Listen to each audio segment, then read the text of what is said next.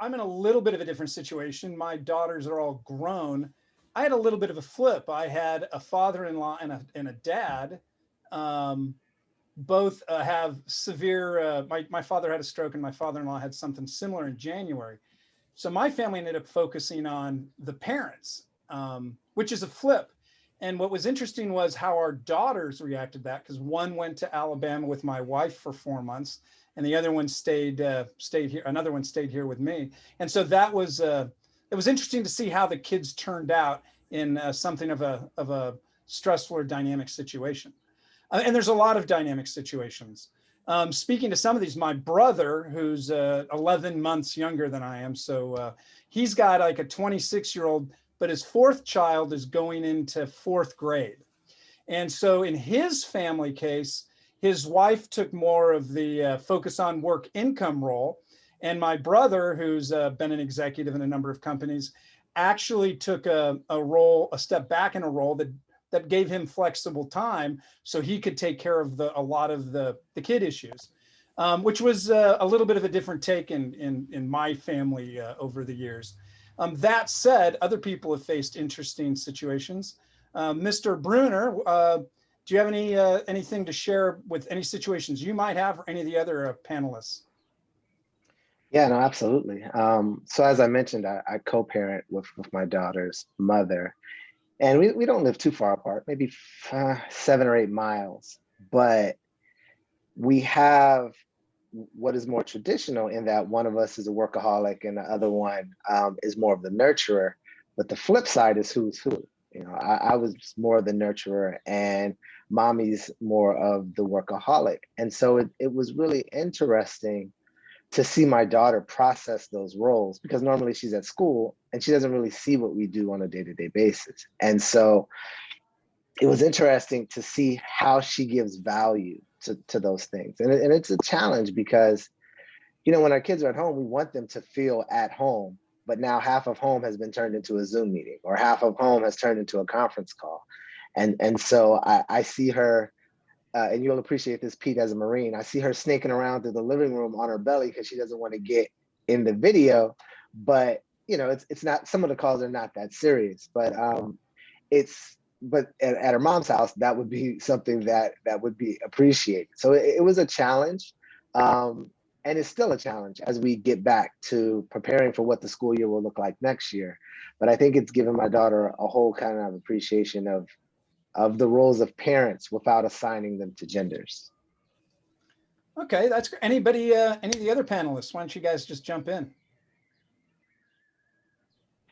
I mean, during the pandemic, the thing that was the most challenging for both my wife and I is that we both worked from home and had to work 8-hour days, and we can't work 8-hour days while simultaneously watching our daughter, because toddlers need to always have a parent nearby, making sure they're not putting a fork in an electrical socket or something like that. So what we wound up doing for the entire duration of the pandemic was we essentially worked 13-hour days. We would get up at 5 in the morning, we would start working until she woke up, and then we would take shifts where one of us was watching her while the other one was working, and we'd be done at like 6 in the afternoon. Or one of us would be done earlier, and then the other one would be done. So we essentially had to really divvy up the duties, and that was definitely the most challenging part of it. We kept that up for an entire year, basically, because she didn't go back to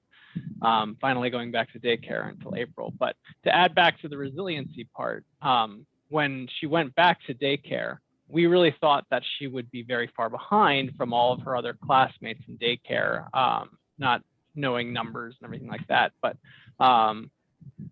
we apparently, either we did a good job at teaching her all that stuff, or she picked it up like that when she got back to daycare with all of her friends, because our daycares told us that she's not even behind at all, that she's in the same group as all the rest of them, and they all went back before she did, because we weren't comfortable sending her back until recently. So that was something that was interesting, an anecdote to add.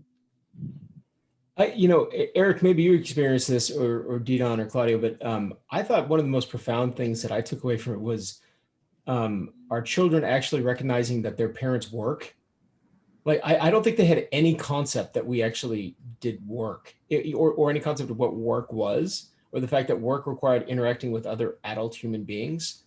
And then all of a sudden it was like, oh, wait. Okay, so they're not just leaving the house to leave the house in the morning and like dropping me off and then like just driving around. I mean, so that was almost a foreign concept for them.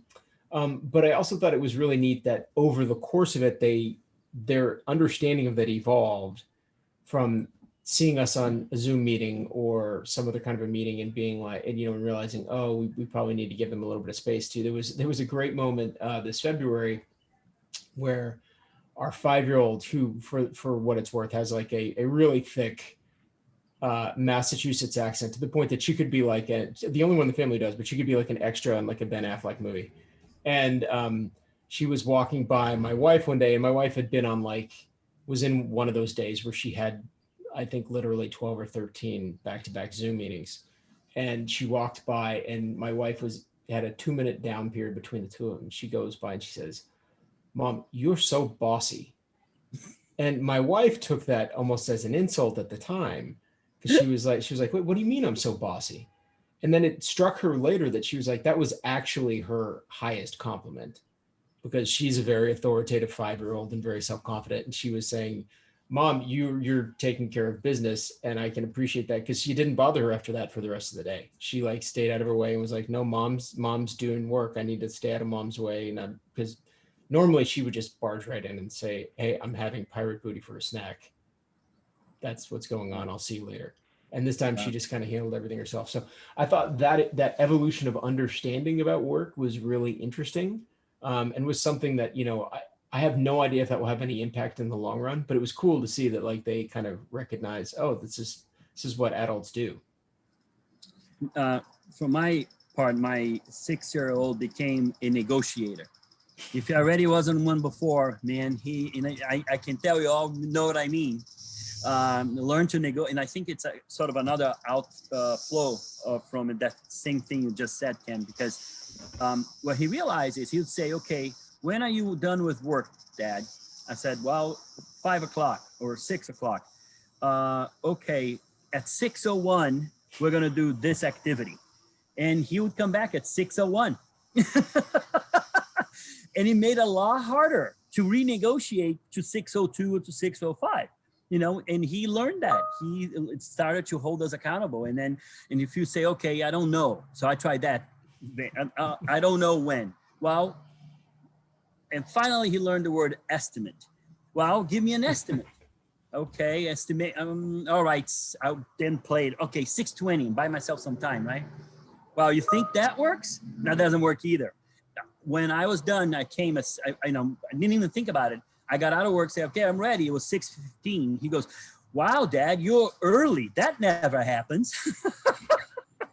So he learned to negotiate you out of something or into something. And that was, hopefully it's a skill that will be helpful to him. But that was one of those little takeaways. But well, Claudia, yes.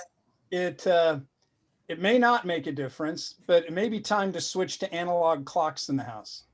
Oh, interesting you say that. He won't go there. There you go. So we already had a conversation about that.